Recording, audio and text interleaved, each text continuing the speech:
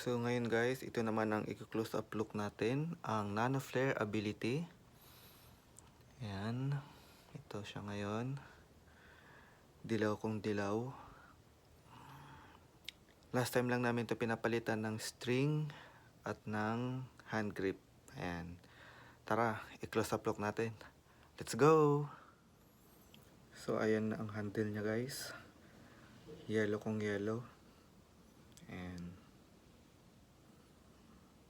logo, Onyx logo. Ayan, sa kabila. For you, up to 26 ang tension niya. 11.5. At ito naman ang makikita nyo sa handle niya guys. Ayan.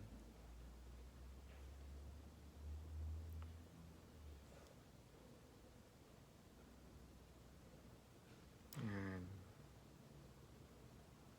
Nano Flare Ability. Ayan. May mga nakasulat. Ayan.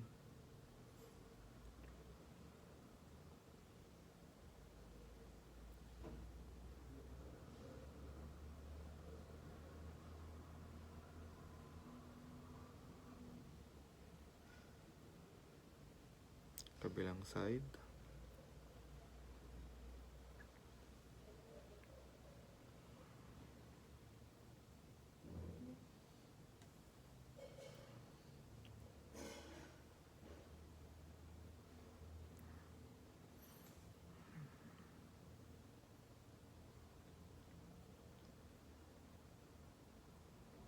Ayan. At ito naman ang logo niya. Madako na tayo sa frame. Ayan ang frame. Kabilang side din. Ayan. Onyx logo. Kanyang frame. Ayan. Ganda rin ang combination nito, no? Black and yellow. Ayan. Kanyang frame. Sonic flare system. Ayan.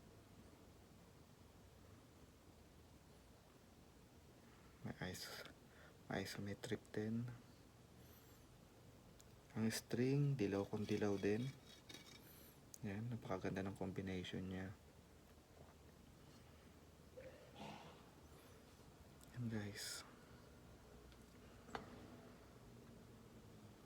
Ayan. Diba? Ang ganda tignan. Black and yellow. Tas yellow din yung nilagay na string. Ayan.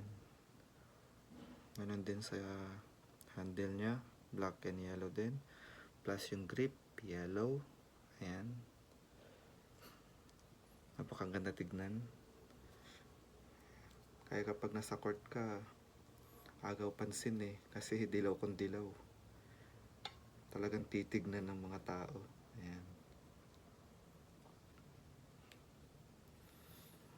Ito ay 26 tension. Naka 26 tension siya.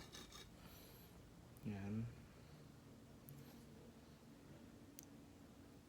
Pinalitan namin last time.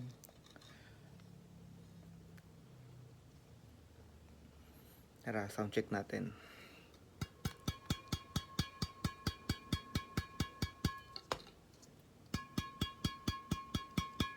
Yun, napakalutong din nga naman.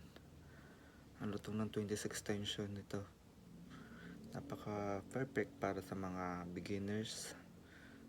Ayan. Tsak magugustuhan ng mga beginners. Ayan.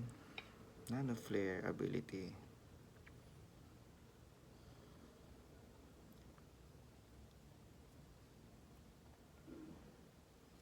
Ganda.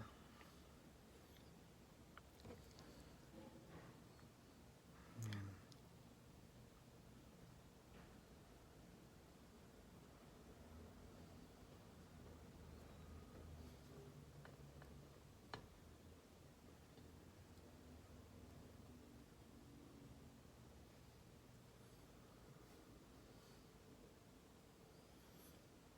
So, yun lang guys.